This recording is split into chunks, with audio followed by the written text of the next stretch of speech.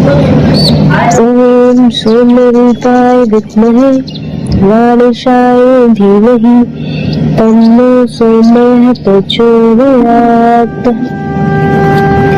हे बुद्धदेव, आपको मेरा दंडवत प्रणाम। मेरा और अपने भक्तों का उद्धार करो। हरे कृष्ण। प्रिय भक्तों, बुधवार का व्रत करने वाले भक्तों को सभी प्रकार के सुख प्राप्त होते हैं। भगवान बुद्धदेव को 9 ग्रहों का राजकुमार कहा जाता है। ये देव गुरु बृहस्पति के पुत्र हैं। इसी कारण आज के दिन, बुधवार के दिन, बुद्ध देवता के निमित्त रूप से पूजा, व्रत कथा का श्रवण करने का विधान है। कथा श्रवण करने से दुख दरिद्रता का नाश होता है। विद्यार्थी को विद्या, धन की इच्छा रखने वाले को धन, नौकरी चाहने वाले को नौकरी, व्यापारी को व्यापार में लाभ, विवाह की इच्छा रखने वाले को योग्य वर, कन्या तथा निसंतान को संतान की प्राप्ति होती है। तथा जो मनुष्य इनका अनादर करते हैं तो बुद्ध देवता के अप्रसन्न हो जाने पर मनुष्य को अनेक पीड़ाएं होती हैं।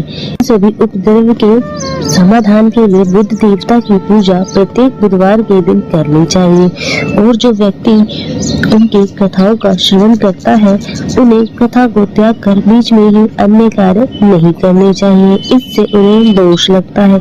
यदि आप कथा सुन रहे हैं तो पूरा सुनिए, इससे मन चाहे बल की प्राप्ति होती है। आज हम श्रवण करेंगे बुधवार के दिन सुनी जाने वाली भगवान बुद्ध देव की बड़ी ही दुर्लभ एवं पौराणिक व्रत कथा। एक बार महर्षि वशिष्ठ राजा मंधाता के दरबार में पहुँचे। सूचना मिलने पर राजा ने द्वार पर आकर महर्षि का स्वागत किया तथा सभा में ले जाकर उनका आदर सत्कार किया। उन्होंने कहा, हे गुरुजी, आप प्रजा के कल्याण के लिए कोई ऐसा उपाय बताइए जिससे मेरी संपूर्ण प्रजा कष्टों से मुक्त होकर स्वर्गारोहण करे। वशिष्ठ जी ने राजा की बात को सुनकर कहा, हे राजन, तुमने बड़ा ही उत्तम प्रश्न किया है, क्योंकि कोई भी व्यक्ति परोपकार की बात नहीं सोचता, केवल अपना ही लाभ देखता है। इसके लिए मैं तुम्हें एक ऐसे व्रत का वर्णन करता हूँ जिसको करने से सभी प्राणी सांसारिक सुखों को भोग कर अंत में विष्णु लोक को चाहता है। वशिष्ठ जी ने राजा मंधाता से कहा, हे राजन, बहुत समय पहले तुम्हारे पूर्वज निमि महाराज ने इस व्रत को किया था। महाराज निमि के वंशज मिथिला देश जनकपुर में राज्य करते थे। महाराज निमि आध्यात्मिक विद्या के प्रकांड विद्वान थे। एक बार इन्होंने अपनी विद्या के अभिमान में आकर भगवान बुद्ध का उपहास किया, जिसके फलस्वरूप बुद्ध देवता ने रुष्ट होकर उनके राज्य को नष्ट कर दिया। दूसरे राजाओं ने राज्य पर आक्रमण करके महाराज निमि को मार डाला। राजा की मृत्यु के पश्चात आक्रमणकारी सेना ने नगर के चारों तरफ से घेर लिया। रानी ने विचार किया, अब हमारे शेष परिजन भी शत्रुओं द्वारा मार डाले जाएंगे, अतः अच्छा यही होगा कि हम चुपके से नगर के बाहर निकल जाएं। महल के गुप्त मार्ग से निकलकर रानी अपने पुत्र एवं पुत्री के साथ वन में चली गई। कई दिनों तक वन में वे भूख प्यास से तड़पते रहे। किसी प्रकार भटकते भटकते वे उज्जैन नगरी में जा पहुँचे। बड़ी चेष्टा करने के बाद रानी को एक ब्राह्मण के घर में धान कूटने व आटा पीसने का काम मिल गया। रानी के बच्चे भूख से छटपटा रहे थे। रानी से बच्चों का दुख देखा नहीं गया। उसने 7 चुटकी गेहूं का आटा बच्चों को खाने के लिए दे दिया। बच्चे उसे कच्चा ही खाने लगे। शाम को ब्राह्मण के द्वारा उन्हें मजदूरी के रूप में बहुत सा आटा मिला, जिससे वे अपनी भूख को शांत कर सके। रानी को अपनी चोरी याद न रही, परंतु यमराज की बही खाता में उसकी चोरी लिख ली गई थी। धीरे धीरे समय व्यतीत होता गया। रानी और राजकुमार की सेवाओं से ब्राह्मण देवता बहुत ही प्रसन्न थे। कई बार उनके भेद को ब्राह्मण ने जानना भी चाहा, किंतु हर बार रानी ने उस बात को टाल दिया। एक दिन ब्राह्मण ने उस बालक की हस्तरेखाएं देखकर कहा, यह बालक तो कोई राजकुमार है। इसकी रेखाओं से ऐसा जान पड़ता है कि यह किसी दिन बहुत बड़े साम्राज्य का स्वामी होगा। मुझे ऐसा विश्वास हो रहा है कि तुम लोगों पर किसी देवता का प्रकोप हुआ है, जिसके फलस्वरूप तुम्हें अपार कष्टों को भोगना पड़ रहा है। रानी के नेत्रों से आंसू छलक गए और उसने ब्राह्मण के पैर पकड़कर उस कष्ट के निवारण का उपाय पूछा। ब्राह्मण ने कहा, तुम लोगों पर बुध देवता का प्रकोप है, अतः तुम लोग उनका व्रत करो और कथा सुनो। ऐसा करने से तुम्हारा दुख निश्चित ही दूर हो जाएगा। ब्राह्मणों ने पूजा एवं व्रत की सारी विधि बता दी। ब्राह्मण के कथना अनुसार वो तीनों प्राणी बुध देवता की आराधना एवं व्रत करने लगे। बुध देवता के व्रत और उनकी कथा सुनने से बुध देवता निमि रानी और राजकुमार पर प्रसन्न हुए और उन्होंने उनके पिता निमि का राज्य दिलाने का निश्चय किया। बुध देवता के प्रभाव से मिथिला नगरी में विप्लव हो गया और प्रजा ने नए राजा को मारकर खदेड़ दिया और निमि के पुत्र की खोज आरंभ कर दी। दूत लोग खोजते हुए ब्राह्मण के आश्रम में उज्जैनी जा पहुँचे। वहाँ से वे लोग राजकुमार को अपने देश ले आए और उसे राज्य सिंहासन पर बैठाकर उसका राज्याभिषेक किया और राजकुमारी का विवाह धर्मराज के साथ हो गया एवं उस आश्रयदाता को राजगुरु का पद दिया गया। राजकुमारी महाराज धर्मराज के महल में चली गई। महाराज के महल में सदैव बंद रहने वाले 7 गुप्त द्वार थे। महाराज ने उन द्वारों को खोलने के लिए राजकुमारी को मना किया था। निषेध के कारण राजकुमारी की उत्सुकता बढ़ गई। एक दिन जब धर्मराज कार्यवश महल से बाहर गए हुए थे, तब राजकुमारी ने चुपके से एक द्वार खोल डाला। वह द्वार राजमहल से नर्क की ओर गया था। राजकुमारी ने देखा वहाँ पर अनेकों अन्य लोगों के साथ उसकी माता भी गर्म तेल की कढ़ाई में उबाली जा रही थी। प्रिय भक्तजनों, अपनी आयु पूरी करने के बाद राजकुमारी की माता का देहांत हो गया था। अब मरने के बाद वे नर्क में चली गई थी। यही सब राजकुमारी ने देखा। इस दृश्य से उसकी व्याकुलता और बढ़ गई और उसने एक एक करके सभी द्वार को खोलकर देखा और सभी जगहों पर अपनी माता को यातना सहते हुए पाया। धर्मराज के लौटने पर उसने अपनी माता की दुर्दशा की बात कही। उत्तर में धर्मराज ने बतलाया, तुम्हारी माता ने ब्राह्मण के आटे में से 7 चुटकी आटा चुरा कर तुम लोगों को खिलाया था और उसी पाप का यह फल उसे भोगना पड़ रहा है। राजकुमारी द्वारा धर्मराज से प्रायश्चित का विधान पूछने पर उन्होंने कहा, तुम सब बुध देवता का व्रत करो तो तुम्हारी माता का उद्धार हो जाएगा। धर्मराज के कथन अनुसार राजकुमारी के परिवार वालों ने भक्ति पूर्वक बुध देवता का व्रत किया। इस प्रकार उन लोगों ने 27 बुधवार तक विधि पूर्वक व्रत किया। व्रत की समाप्ति पर खीर और मालपुए का भोग बुध देवता को अर्पित करके 1000 ब्राह्मणों को भोजन कराया और उन्हें 5-5 गायें एवं दक्षिणा स्वरूप स्वर्ण की मुद्राएं दी। नगर भर में घूमकर घर में धूमधाम के साथ बुध देवता का प्रसाद वितरित किया। व्रत के प्रभाव से बुध देवता ने प्रकट होकर उन्हें वरदान दिया कि मिथिला वंश के राज्य में अक्षय तथा उसकी माता नर्क की यातनाओं से छूटकर विमान द्वारा स्वर्गारोहण करेंगी। उस समय मांगलिक ध्वनि के बीच रानी विमान में बैठकर सत्यधाम को चली गई। उसी दिन से देश भर में सभी लोग बुध देवता का व्रत करने लगे। राजा मांधाता से वशिष्ठ जी ने कहा, तुम भी अपनी संपूर्ण प्रजा से इस व्रत का पालन करवाओ। ऐसा करने से तुम्हारे राज्य में वृद्धि होगी। व्यक्ति को अंत में वैकुंठ धाम की प्राप्ति होगी। वशिष्ठ जी के आदेशानुसार ही मांधाता के राज्य में घर घर में बुध देवता का व्रत पूजन किया जाने लगा। इसके फलस्वरूप राजा को भी सभी प्रकार का सुख सौभाग्य प्राप्त हुआ। अतः जो व्यक्ति इस व्रत को करता है वह सभी सुखों को भोग कर अंत में परम धाम को प्राप्त होता है। ओम ओम बुद्धाय नमः। हर हर महादेव। ओम नमः शिवाय। ओम गम गणपते नमः। बोलिए गणेश जी महाराज की जय। बुद्ध देव की जय। प्रिय भक्तजनों, बुध को बुद्धि का कारण माना गया है, जो कि एक महत्वपूर्ण ग्रह भी है। अगर किसी की कुंडली में बुध खराब हो तो उसके जीवन में कभी भी तरक्की नहीं होती और साथ ही उसे कभी भी कामयाबी नहीं मिलती है। बुध को व्यापार और बहन बेटी का कारक भी माना जाता है। इस दिन भगवान गणेश का दिन होता है, जो कि बुद्धि के देवता माने जाते हैं, जो अपने भक्तों के सभी विघ्न बाधाओं को हरण कर लेते हैं, इसलिए उन्हें विघ्नहर्ता भी कहा जाता है। अगर कोई भक्त उनका सच्चे मन से पूजन करे तो उसके जीवन में धन और सुख समृद्धि की कभी कमी नहीं रहती। और भगवान गणपति, जिन्हें विघ्नहर्ता भी कहते हैं, उनकी पूजा अर्चना करने से जीवन के सभी दुख दूर हो जाते हैं। और इस दिन व्रत रखने का भी विधान है। अगर कोई इस दिन सच्चे मन से गणेश जी की आराधना करता है तो उसके जीवन के सभी कष्ट दूर हो जाते हैं।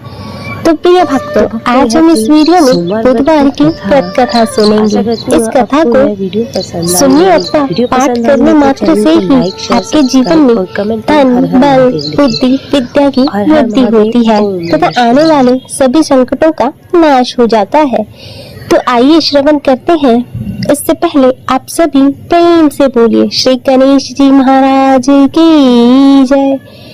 बुद्ध देव की जय। प्राचीन काल की बात है। किसी ग्राम में एक साहूकार अपनी पत्नी के साथ रहता था। पति पत्नी दोनों भगवान गणेश की पूजा करते थे और दीन दुखियों की मदद करने के लिए हमेशा तत्पर रहते थे और ईश्वर की कृपा से उनके पास धन धान्य की कोई कमी नहीं थी। कमी थी तो बस एक संतान की। पति पत्नी संतान नहीं होने से दुखी रहते थे। तब गांव वाले संतान न होने की वजह से उन्हें हमेशा ताने सुनाते थे, पर साहूकार और उसकी पत्नी को ईश्वर पर पूर्ण विश्वास था।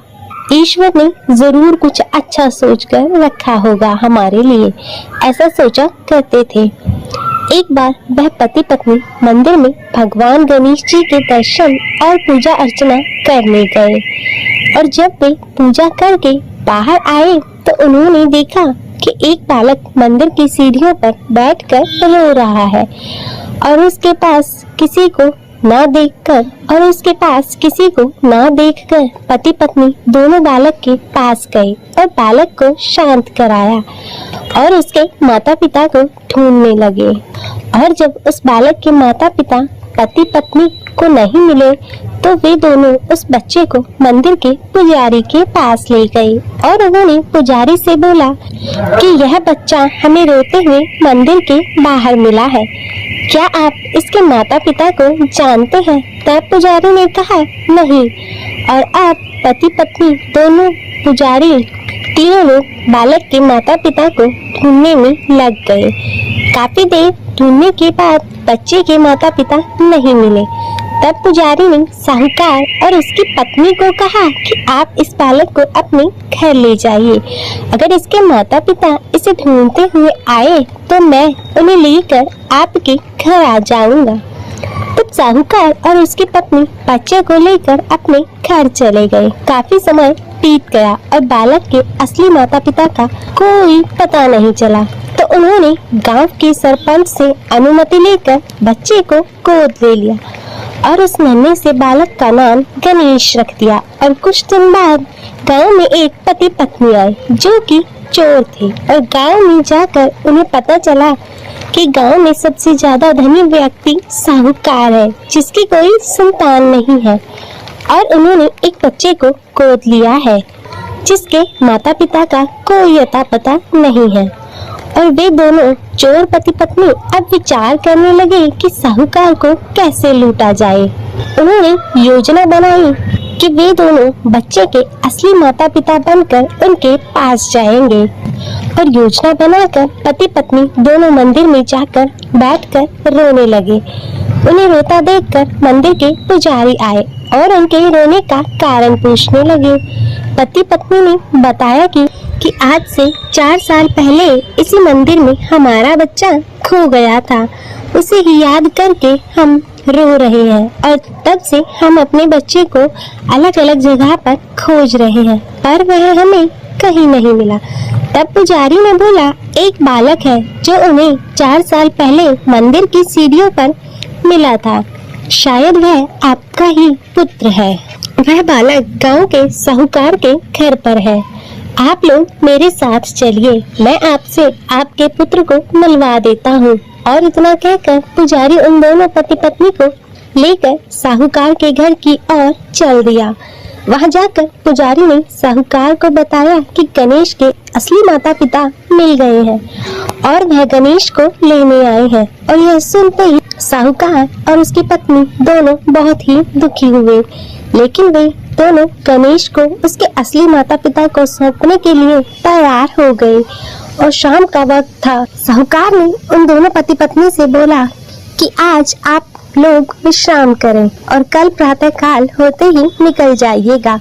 और यह सुनते ही दोनों पति पत्नी खुश हो गए, क्योंकि उन्हें चोरी करने का मौका मिल गया था। और तब रात्रि को जब साहूकार और उसकी पत्नी दोनों सोने चले गए, तब दोनों चोर पति पत्नी उठे और चोरी करने के लिए तिजोरी को तोड़ने लगे।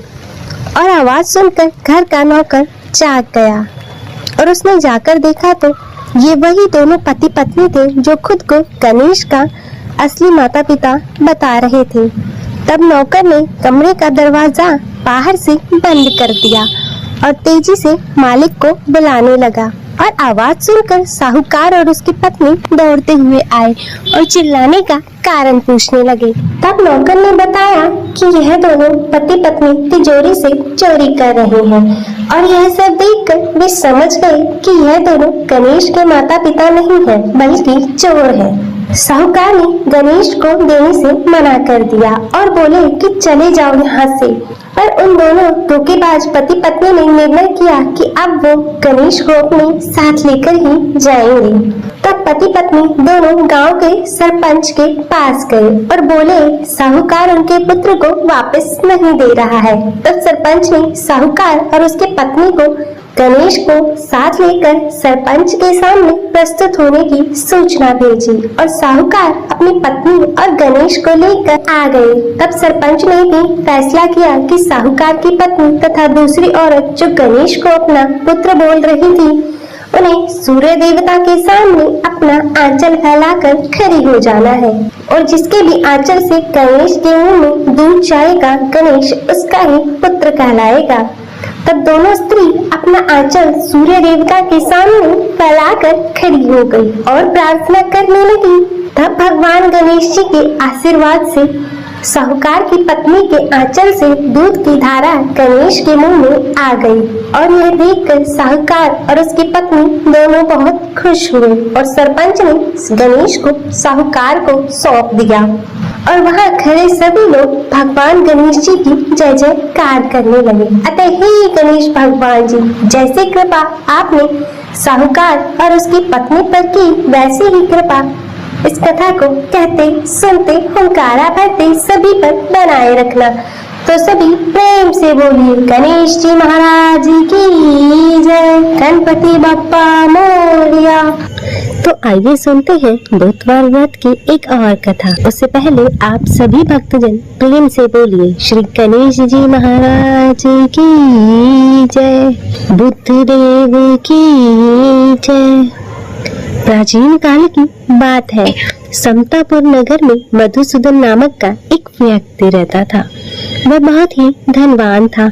मधुसूदन का विवाह बलरामपुर नगर की एक सुंदर लड़की संगीता के साथ हुआ था। एक बार मधुसूदन अपनी पत्नी को लेने बुधवार के दिन बलरामपुर गया और मधुसूदन ने अपनी पत्नी के माता पिता से संगीता को विदा कराने के लिए कहा, परंतु माता पिता बोले, बेटा आज बुधवार है, बुधवार को किसी भी शुभ कार्य के लिए यात्रा नहीं करते। लेकिन मधुसूदन नहीं माना और उसने ऐसे शुभ अशुभ की बातों को न मानने की बात कही। तब संगीता के माता पिता ने मजबूरी में अपनी बेटी की विदाई की और दोनों ने बैलगाड़ी से यात्रा प्रारंभ की और 2 कोस की यात्रा के बाद उसकी गाड़ी का पहिया टूट गया और वहां से दोनों ने पैदल यात्रा शुरू की। तब रास्ते में संगीता को प्यास लगी और मधुसूदन उसे एक पेड़ के नीचे बैठाकर जल लेने चला गया और थोड़ी देर बाद जब मधुसूदन कहीं से जल लेकर वापस आया तो वह बुरी तरह हैरान हो उठा, क्योंकि उसकी पत्नी के पास उसी की शक्ल का दूसरा कोई व्यक्ति बैठा हुआ था और संगीता भी मधुसूदन को देखकर हैरान रह गई और वह दोनों में कोई अंतर ना कर पाई। तब मधुसूदन ने उस व्यक्ति से पूछा कि तुम कौन हो और मेरी पत्नी के पास क्यों बैठे हो? और मधुसूदन की बातें सुनकर उस व्यक्ति ने कहा, अरे भाई, यह मेरी पत्नी संगीता है। मैं अपनी पत्नी को ससुराल से विदा कराकर लाया हूँ, लेकिन तुम कौन हो जो मुझसे ऐसा प्रश्न कर रहे हो? और यह सुन मधुसूदन ने कहा, तुम कोई चोर या ठग हो। यह मेरी पत्नी संगीता है। मैं इसे पेड़ के नीचे बैठाकर जल लेने गया था। तब इस पर उस व्यक्ति ने कहा, अरे भाई, झूठ तो तुम बोल रहे हो। संगीता को प्यास लगने पर जल लेने तो मैं गया था। मैंने तो जल लाकर संगीता को पिला भी दिया है। अब तुम चुपचाप यहाँ से चलते बनो, नहीं तो किसी सिपाही को बुलाकर तुम्हें पकड़वा दूंगा। और इस तरह एक दूसरे से वे दोनों लड़ने लगे और उन्हें लड़ता देखकर बहुत से लोग वहां एकत्रित हो गए। नगर के कुछ सिपाही भी वहां आ गए और सिपाही उन दोनों को पकड़कर राजा के पास ले गए और सारी कहानी सुनाकर राजा भी कोई निर्णय नहीं कर पाया और संगीता भी उन दोनों में से अपने वास्तविक पति को नहीं पहचान पा रही थी और राजा ने दोनों को कारागार में डालने के लिए कहा। तब राजा के फैसले पर असली मधुसूदन भयभीत हो उठा। तभी आकाशवाणी हुई, मधुसूदन, तूने संगीता के माता पिता की बात नहीं मानी और बुधवार के दिन अपने ससुराल से प्रस्थान किया और यह सब भगवान बुद्ध देव के प्रकोप से हो रहा है। तब मधुसूदन ने भगवान बुद्ध देव से प्रार्थना की कि हे भगवान बुद्ध देव, मुझे क्षमा कर दीजिए। मुझसे बहुत ही बड़ी गलती हुई है और भविष्य में अब कभी बुधवार के दिन मैं यात्रा नहीं करूंगा और सदैव बुधवार को आपका व्रत किया करूंगा। तभी दूसरा व्यक्ति राजा के सामने से गायब हो गया। तब राजा और दूसरे लोग इस चमत्कार को देखकर हैरान हो गए और भगवान बुद्ध देव की इस अनुकंपा से राजा ने मधुसूदन और उसकी पत्नी संगीता को सम्मान पूर्वक विदा किया और कुछ दूर चलने पर रास्ते में उन्हें बैलगाड़ी मिल गई और टूटा हुआ पहिया भी जुड़ा हुआ था और दोनों उसमें बैठकर क्षमतापुर की ओर चल दिए। तब मधुसूदन और उसकी पत्नी संगीता दोनों बुधवार को व्रत करते हुए आनंद पूर्वक जीवन यापन करने लगे और इसी तरह भगवान बुद्ध देव की कृपा से उनके जीवन में खुशियां बरसने लगी और जो भी स्त्री पुरुष विधिवत बुधवार का व्रत करके कथा श्रवण करते हैं, भगवान बुद्ध देव उनके सभी कष्टों को दूर करते हैं। अतः हे भगवान बुद्ध देव जी, इस कथा को कहते सुनते हुंकारा भरते सभी पर अपनी कृपा बनाए रखना और सभी के जीवन से कष्टों को दूर करना। तो सभी प्रेम से बोले, भगवान बुद्ध देव की जय, गणेश जी महाराज की जय। तो आइए भक्तजनों, अब करते हैं भगवान गणेश जी की आरती। जय गणेश जय गणेश जय गणेश देवा, माता जगी पार्वती पिता महादेवा, माता जगी पार्वती पिता महादेवा, एक दंत दावंत चार भुजाधारी, एक दंत दावंत चार भुजाधारी। मस्तक सिंदूर सोहे मूस की सवारी, मस्तक सिंदूर सोहे मूस की सवारी। पान चढ़े फूल चढ़े हार चढ़े मेवा, लड्डुअन को भोग लगे संत करे सेवा। जय गणेश जय गणेश जय गणेश देवा, माता जाकी पार्वती पिता महादेवा। अंधन को आँख दे तो कोढ़न को काया, पांजन को पुत्र दे तो निर्धन को माया। शूर शाम शरण आए सपन कीज सेवा, जय गणेश जय गणेश जय गणेश देवा। माता जाकी पार्वती पिता महादेवा। जीवन की लाज रखो शंभु सूतकारी, कामना को पूर्ण करो जय बलिहारी।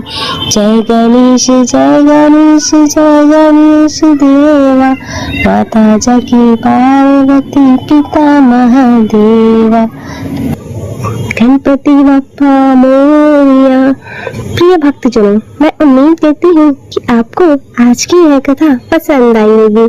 अगर वीडियो अच्छी लगी हो तो इसे लाइक करें और ज्यादा से ज्यादा शेयर करें और कमेंट में गणेश जी महाराज की जय लिखना ना भूलें। और शिव भक्ति संसार चैनल को सब्सक्राइब कर नोटिफिकेशन बेल को जरूर ऑन कर लें। हर हर महादेव। ओम नमः शिवाय।